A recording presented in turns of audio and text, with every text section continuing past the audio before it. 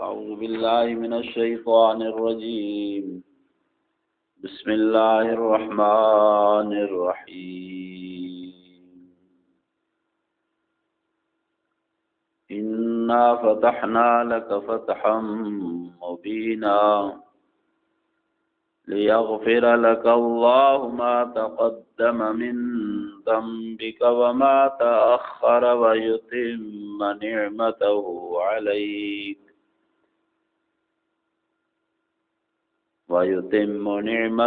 عليك ويهديك صراطا مستقيما وينصرك الله نصرا عزيزا اللهم صل على محمد وعلى آل محمد كما صليت على إبراهيم وعلى آل إبراهيم إنك حميد مجيد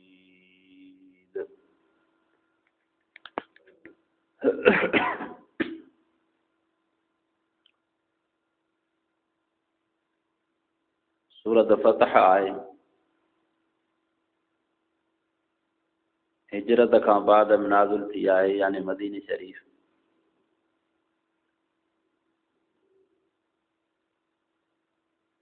29 आयतूं 4 रुकू आहिनि।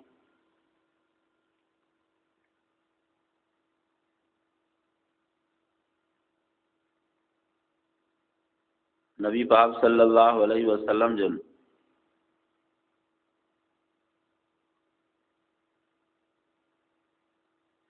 मदीने तैयब में ख्वाब लॻो त असां मके पाक में अमन अमान सां दाख़िल थिया आहियूं, यानी हिजरत खां बाद में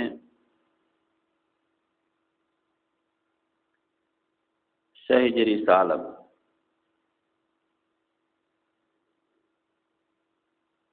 नबी पाक सल्लल्लाहु अलैहि वसल्लम जन ख्वाब ॾिठो त असां मके पाक में अमन अमान सां दाख़िल थिया आहियूं ऐं उमिरो करे मथा कूड़ाया ऐं किन कतराया आहिनि।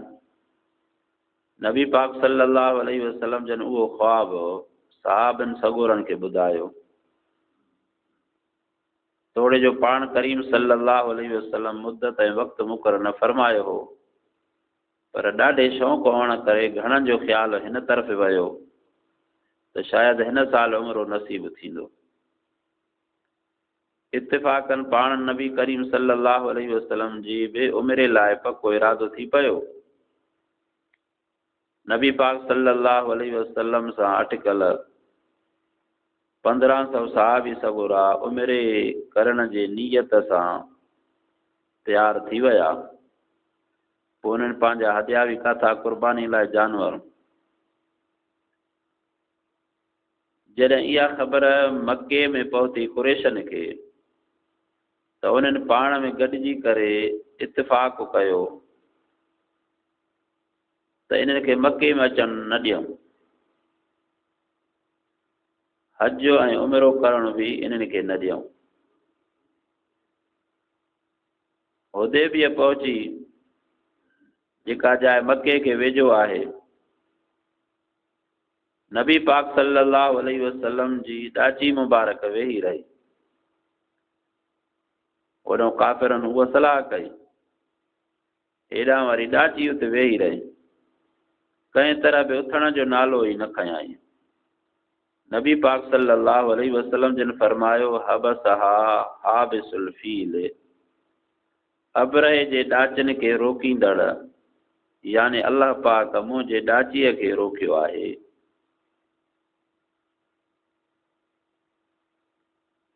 उहे हाथीअ ते सवार हा,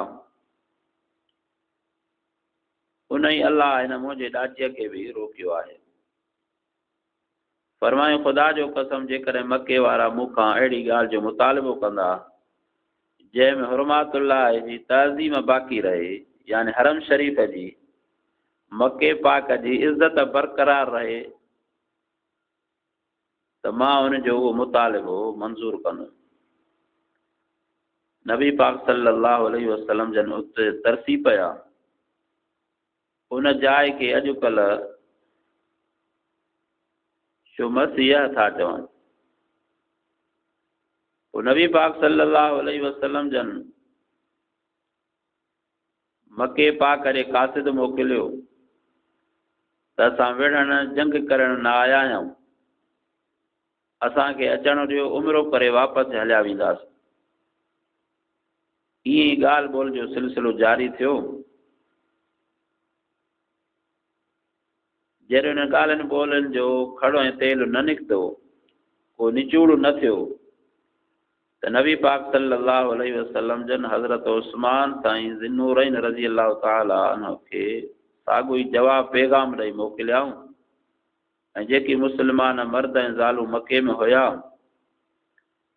हीना हा, मग़लूब ऐं मज़लूम हा, तिन खे बि ख़ुशख़बरी पहुचाइण लाइ हाणे अनक़रीब मके में इस्लाम ग़ालिब थी वेंदो। हज़रत उस्मान गनी रज़ी अल्लाह ताला अन्हु कुरैशन रोके छॾियो। जॾहिं मके पाक विया त कुरैशन हज़रत उस्मान साईं खे उते रोके छॾियो। उनजे मोटण में देरि लॻी वञण करे हुदैबिया में ख़बर मशहूर थी वई त हज़रत उस्मान गनी रज़ी अल्लाह ताला अन्हु खे क़त्ल कयो वियो आहे। उन वक़्तु नबी पाक सल्लल्लाहु अलैहि वसल्लम ही ख़्यालु करे शायदि जंग जो मौक़ो थी वञे, सहाबा किराम खां हिकु वण जे हेठां वेही जिहाद जी बैयत वरिताऊं। जॾहिं कुरैशन बैयत जी ख़बर ॿुधी त टिरिजी विया ऐं हज़रत उस्मान गनी रज़ी अल्लाह ताला अन्हु खे वापसि मोटाए मोकिलियाऊं। पोइ मके जा कुझु सरदार पाण नबी करीम सल्लल्लाहु अलैहि वसल्लम जे ख़िदमत अक़दस में सुलह लाइ हाज़िर थिया ऐं सुलहनामो लिखणु शुरू कयाऊं। उन सुलहनामे लिखण में कुझु ॻाल्हियुनि ते बहस जारी हो। मुस्लमाननि खे कावड़ ऐं जौश बि आयो त तरार सां मामिलो हिक भरे कयो वञे, पर आख़िरकार नबी पाक सल्लल्लाहु अलैहि वसल्लम मके वारनि जे ज़ोर भरण करे उन्हनि जूं समूरियूं ॻाल्हियूं क़बूल फरमायूं ऐं मुस्लमाननि बि बेइंतिहा सब्र ऐं तहमुल खां कमु वरितो ऐं सुलहनामो तयारु थी वियो, जंहिंमें हिकु शर्त काफ़िरनि जे तरफ़ां ही हो त हिन साल मोटी वञो, ईंदड़ साल बिना हथियारनि जे अची उमिरो कजो। मुस्लमान चयो त हाणे हेॾा सारा संभरी आया आहियूं ऐं उमिरो न कयूं, इन ख़ाली मोटी वञूं। पर जॾहिं नबी पाक सल्लल्लाहु अलैहि वसल्लम जन सहाबा किराम जे तरफ़ पंहिंजी नज़र मुबारक कनि पिया त सहाबा किराम जौश हुनजो हटी वञे पियो। ॿियो शर्त ही कयूं त ॿिन्ही धुरनि जे विच में 10 सालनि ताईं जंग बंदि आहे, कोई बि 10 सालनि में हिक ॿिए सां न विढ़े। उन ई मुदत में जेको माण्हू असांजे तरफ़ां तव्हां ॾे ईंदो, तव्हां उनखे पाण वटि न रहाईंदो। काफ़िरनि मुतालबो कयो, जेकॾहिं असांजो माण्हू मके जो तव्हां ॾे मदीने पाक अचे पोइ तव्हां उहो असांखे मोटाए ॾींदव, पर जेकॾहिं कोई मुस्लमान मदीने जो माण्हू मके पाक आयो, असांखे हथे आयो, त तव्हांखे असां मोटाए न ॾींदासीं। सहाबा किराम रिज़वानुल्लाह अलैहिम अजमईन खे ॾाढा शर्त इहे ॾुखिया लॻा। रसूलुल्लाह सल्लल्लाहु अलैहि वसल्लम जन उनखे फरमाए रहिया हा, अल्लाहु अअलम व रसूलुहु, अल्लाह हिन जो रसूल वधीक ॼाणे थो।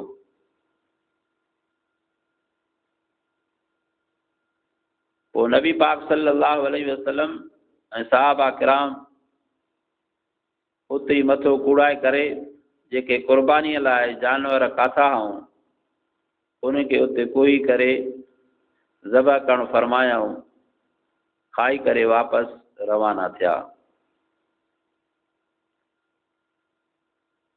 ये तक़रीबन 6 हिजरीअ जे पछाड़ीअ में वाक़िया पेश आया।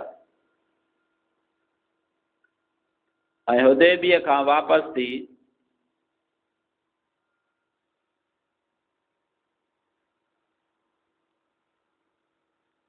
सत हिजरीअ जे मुंड में नबी पाक सल्लल्लाहु अलैहि वसल्लम जन ख़ैबर फतह कयो, जेको मदीने शरीफ़ खां उत्तर पासे चइनि मंज़िलुनि 70 किलोमीटरनि जे मुफ़ासिले ते शाम मुल्क जे सहाबी सगोरा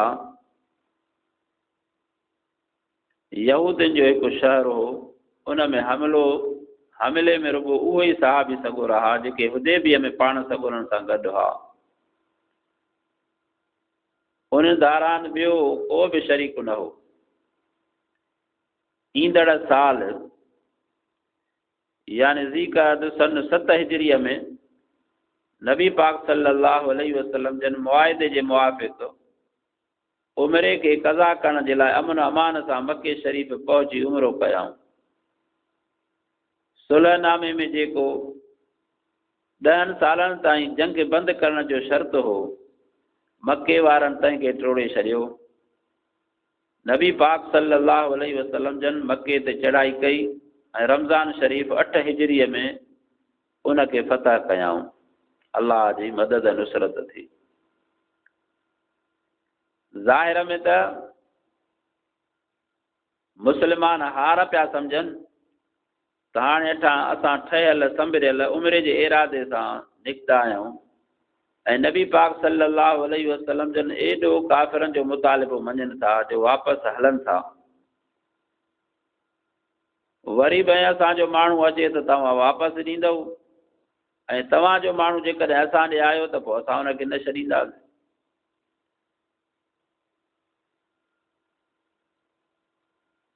इन वाक़ियात मां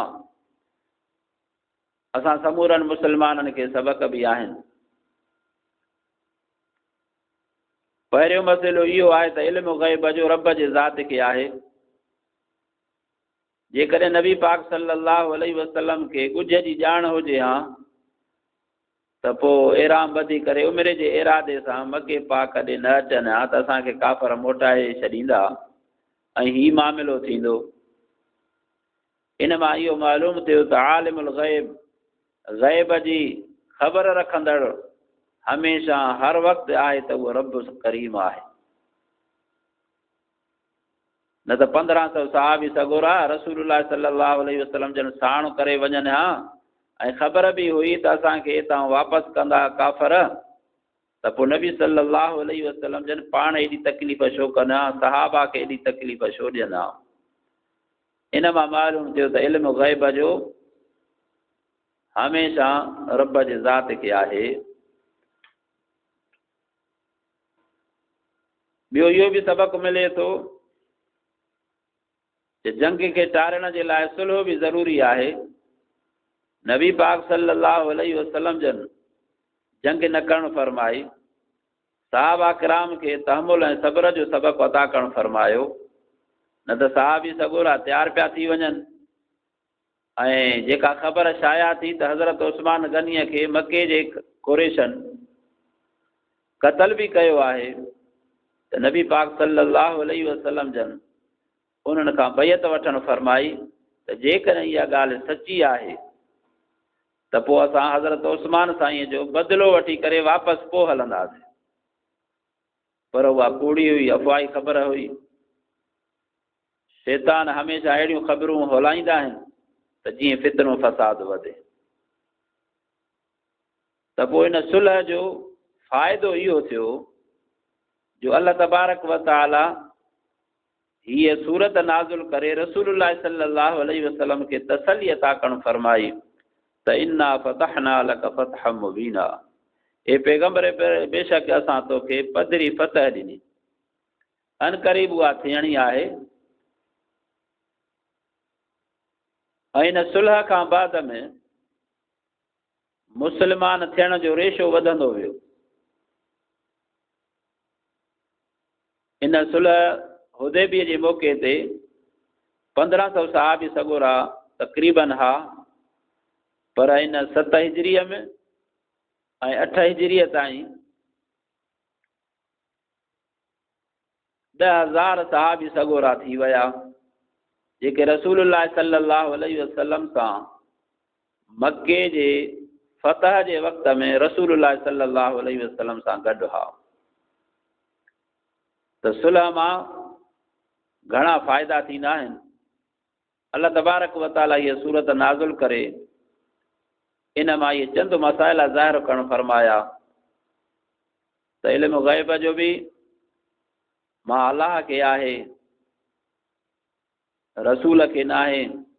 जेकॾहिं हमेशह इल्म ग़ैब जो रसूल के हुजे हा त पोइ एॾी तकलीफ़ पाण बि न कनि हा ऐं सहाबा के बि न ॾियनि हा। पर अल्लाह पाक जेकॾहिं वरी ॼाणाइण ते अचे त काफ़ी सालनि जूं बाद जूं ख़बरूं नबी सल्लल्लाहु अलैहि वसल्लम जन उहे ॿुधाइनि पिया त वहीअ जे ज़रिए अंबाइल ग़ैब जी ख़बर ॾिनी वई रसूलुल्लाह सल्लल्लाहु अलैहि वसल्लम। ॿियो सुलह में फ़ाइदा आहिनि। इहे थिया त पंहिंजा माण्हू तमामु वधी विया। उहे काफ़िरनि जे मथां जॾहिं ग़लबो थियो 8 हिजरीअ में मको पाक बि अल्लाह पाक फतह करे ॾिनो ऐं पोइ इस्लाम में फ़ौजुनि जूं फ़ौजूं दाख़िल थियूं। अल्लाह तबारक व तआला फरमायो इज़ा जाअ नसरुल्लाहि वल फ़तह वरअयत अन्नास यदखुलून फी दीनिल्लाहि अफ़वाजा। जॾहिं आई मदद अल्लाह जी ऐं फतह त ॾिसंदे तूं माण्हुनि खे इस्लाम में दाख़िल थींदा फ़ौजुनि जूं फ़ौजूं जथनि जा जथा। पोइ तूं तस्बीह बि बयानु कर, रब जो हम्द बि कर, वस्तगफिर ऐं रब खां बख़्शिश बि घुर ऐं उहो ई तौबा क़बूल कंदड़ आहे, रहम कंदड़ आहे।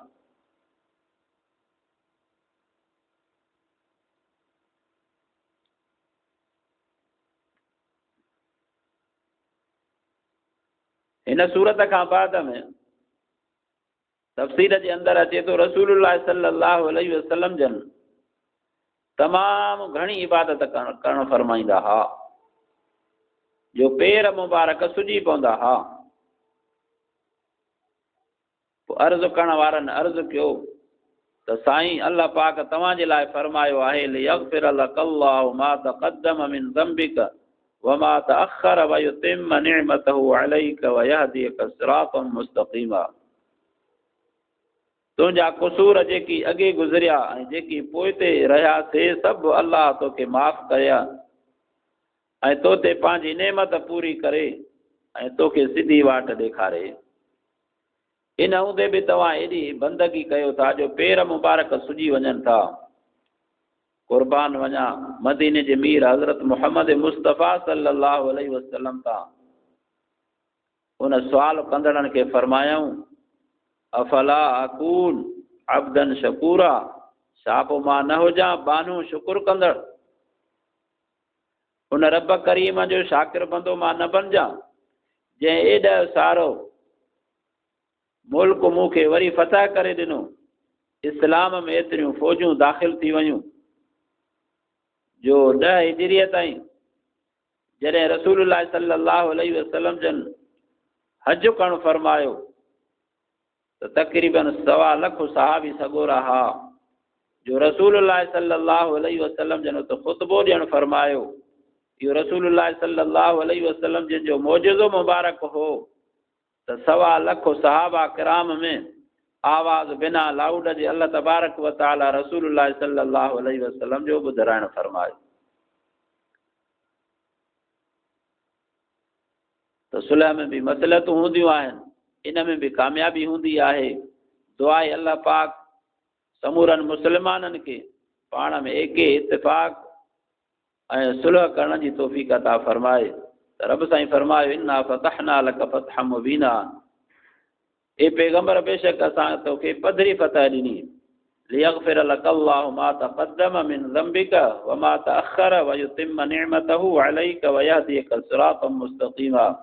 फतह जो नतीजो ही आहे त तुंहिंजा क़ुसूर जेकी अॻे गुज़रिया जेकी पोइते रहिया से सभु अल्लाह तोखे माफ़ करे ऐं तो ते पंहिंजी नेमत पूरी करे ऐं तोखे सिधी वाट ॾेखारे। वयंसुरक अल्लाहु नसरन अज़ीज़ा, ऐं अल्लाह ज़बरदस्त सोभ सां तोखे सोभारो कयो।